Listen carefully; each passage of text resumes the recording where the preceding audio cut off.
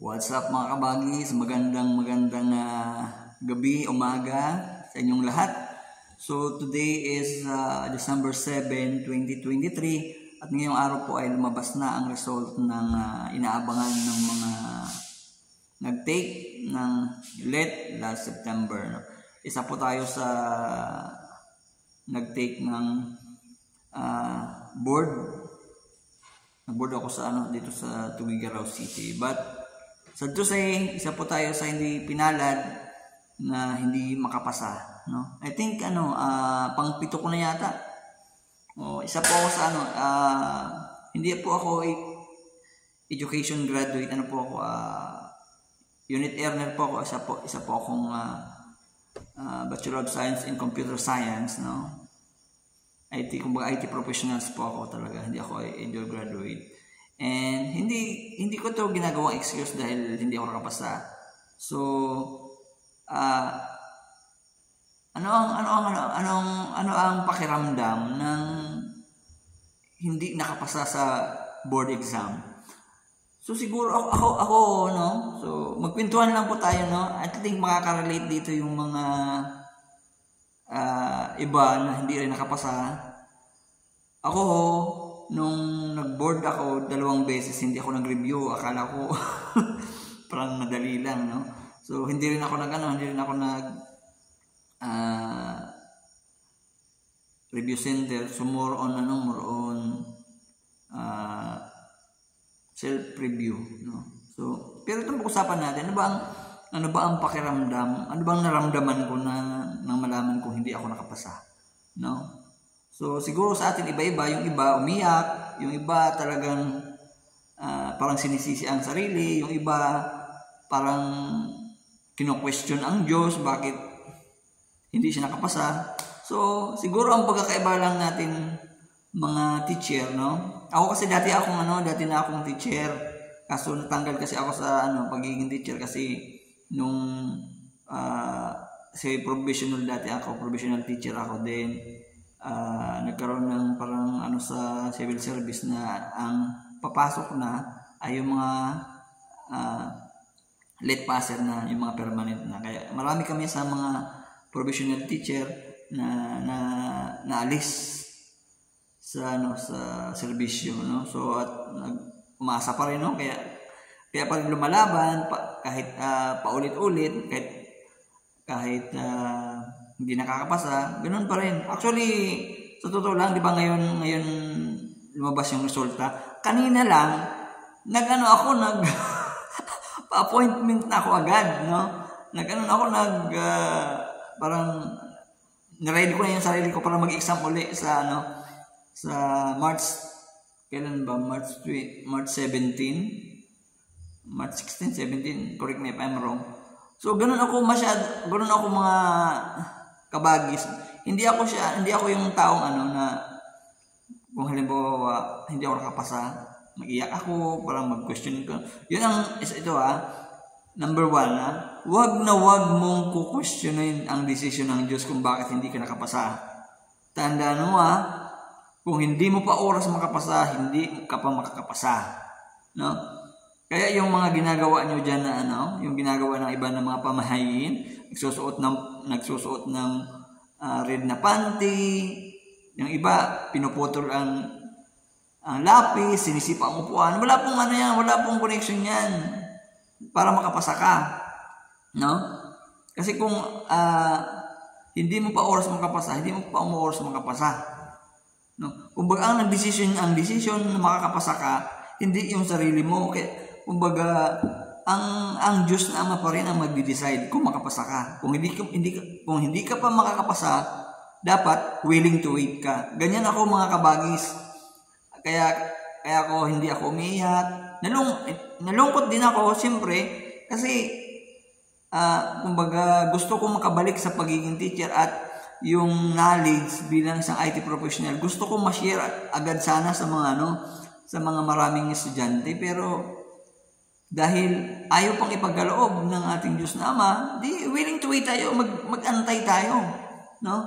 Wag kang natural lang 'yun, part 'yan ng story mo. ang hindi ka nakapasa, no? Kumbaga, kung hindi ka nakapasa, iiyak mo, itulog mo, din exam ulit. Ganon. So, kumbaga, hindi lang naman tayo, hindi ako, ikaw, sila, marami din sa atin ang hindi nakapasa. Ang reason dyan ay hindi pa talaga oras. Pag hindi mo pa oras, wala kang magagawa. So, ang gagawin mo, keep trying again, no? Try again. Malay mo, susunod, yun na, no? Kaya nga, nasa ano yan, kumbaga, perfect timing, no? Yan yung, di ba, marami kang nababasa dyan, ano? Kung hindi mo pa ibibigay niya sa tamang oras, no? Kaya ang gawin mo, ito mga kaguro, ang isang dapat natin gawin, no? Kasi siguro may mga mali pa sa atin kaya hindi pa pinagkakaloob ng Diyos, no? At yung mga mali na yun ang aayusin natin, yun ang babaguhin natin, no? Katulad ngayon, iba, marami akong nababasa sa social media na kumbaga, kina-question, no? Kina-question ang Diyos. Bakit ganun daw? Kumbaga, binigay niya ng lahat. Kumbaga, yun nga, gaya sabi ko kanina, hindi mo pa oras. Pag hindi mo pa oras, hindi mo pa oras. No? Kaya, no, ako mga kabagis talaga, yun ang ako ay hindi ako umiyak. Nalungkot lang ako kasi medyo mapipending na naman yung pag-share ko ng skills ko dun sa mga estudyante. Kasi ako ay nagtrabaho bilang web and graphics designer dyan sa Makati. So, kumbaga more on software and hardware ako. So, kasi marami din kasi na mga teacher sa DepEd na may alam lang sila, basic lang. Kaya nga ang DepEd ay nagtitraining sila, nagkakaroon sila ng seminar kasi yung mga pumasok diyan talaga hindi sila, lalo iba may mga na-deploy sa IT, hindi naman talaga sila yung IT na kumbaga yung may experience in ang tawag ba dun? Yung talagang trabaho na dapat. So, kaya meron ang DepEd na mga seminar para yung mga teacher na hindi pa masyadong equipped sa skills ay mabibigyan sila ng karagdagang kaalaman. So, yun nga mga kabagis, no? Sa mga hindi nakapasa, huwag po tayong malungkot, huwag tayong panghinaan ng loob, huwag din nating sisihin ang Diyos, huwag nating questionin ang Diyos kung bakit hindi ka nakapasa. No? Merong mali sa atin. Mayroong you did your best but your best is not good enough. Pero yun nga, ibig sabihin mayroong kulang sa atin, no? So ang gagawin natin, kung ano yung pagkukulang natin, ipunuan natin kasama ang Diyos, no? Huwag tayong masyadong kampante sa ating sarili na kaya na natin. So kailangan pa natin siya ng tamang paggabay, lalo na sa ating siguro na ating mga pag-uugali pa na nakikita ng Diyos, siguro baka desisyon ng Diyos naman, pag itong taong to binago niya na yung pag-uugali na hindi maganda sa kanya, diyan ko ibibigay yung hinihingi niya.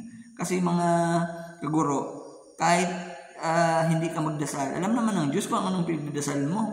Alam naman ng Diyos na Ama na gusto kang makapasa. Pero ang iba kasi medyo siguro ako kasi strong person ako na talagang sabi nga na iba, nabasa ko kanina, ako nakailang take na ako pero parang wala rin, parang manhid na. So alam mo, parang ganyan ang gawin mo. Pag hindi ka nakapasa, next, parang kumbaga, parang kumakain ka, no? Parang kung kumakain ka, pag hindi mo nagustuhan, sunod hanggang sa makuha mo yung tamang timpla, no? So, alam mo mga kabagis, no? Una, no? magpatuloy lang po tayo sa sa pagre-review. Yung iba may pang-review center, yung wala dahil sa financial. Siguro mas maganda subukan niyo rin kung halimbawa sa mga sa mga self-review. Pwede niyo subukan mag-review center.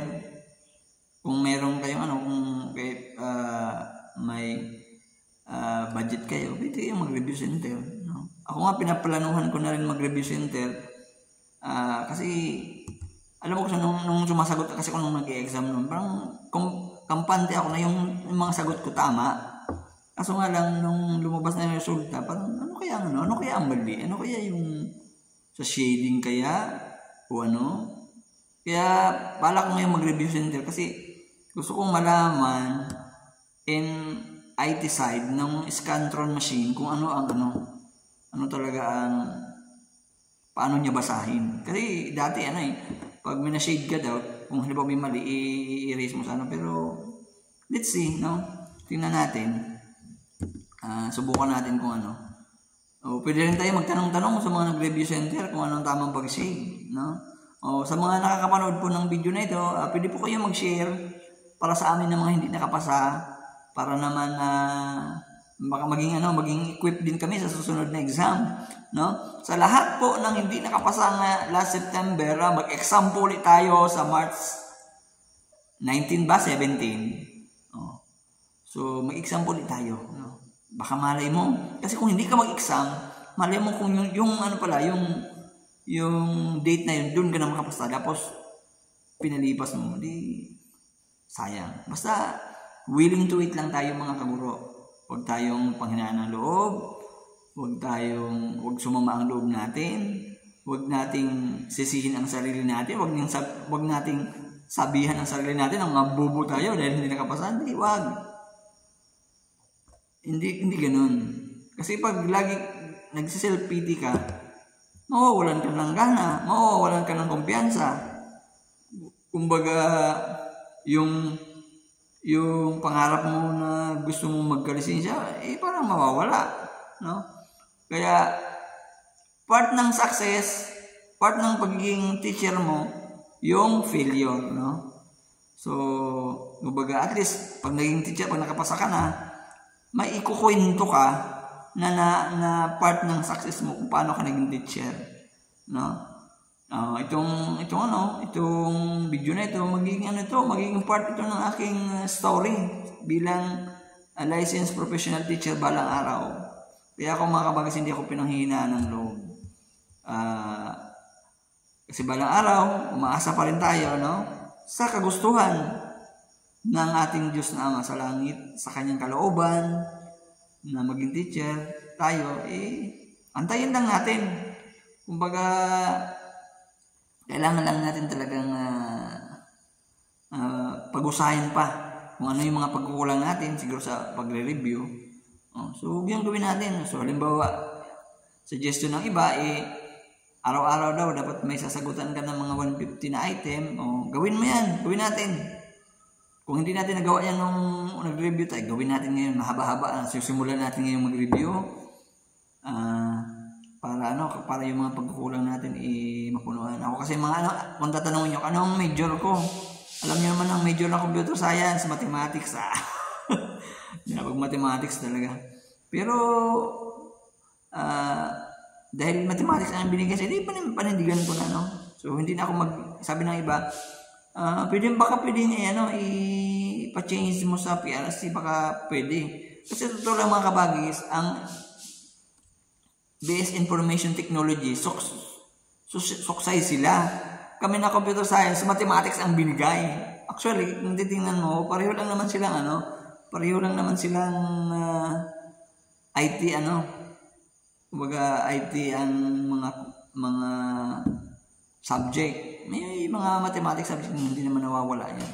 Kaya siguro mga kaguro, pagpunta ko sa Tugigaraw, subukan ko lang, tanungin kung pwede bang gawing social studies yung mathematics ko. Kasi based information technology sa computer science, pareho lang naman yun. Ewan ko ba kung bakit naging mathematics ang computer science. Siguro dahil maraming mathematics na major subject nung panahon namin. Old curriculum kasi ako eh. No?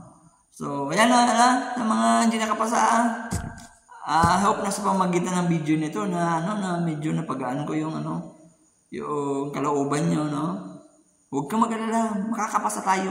Sabi ko sa iyo, makakapasa tayo. Hindi ko lang alam kung kailan. Kaya, ang gawin natin, mag-exam tayo ng exam at mag-willing to wait lang tayo, no? Ganun lang.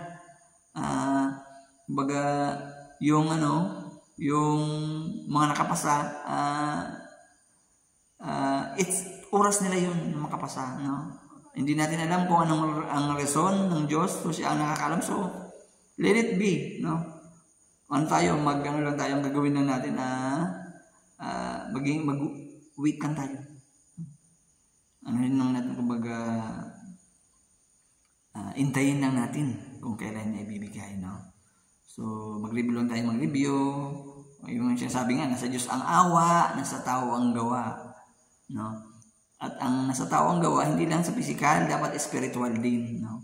Kung ano yung mga pag-ugali na hindi magaganda sa atin, hanggat maaari, alisin na natin, no?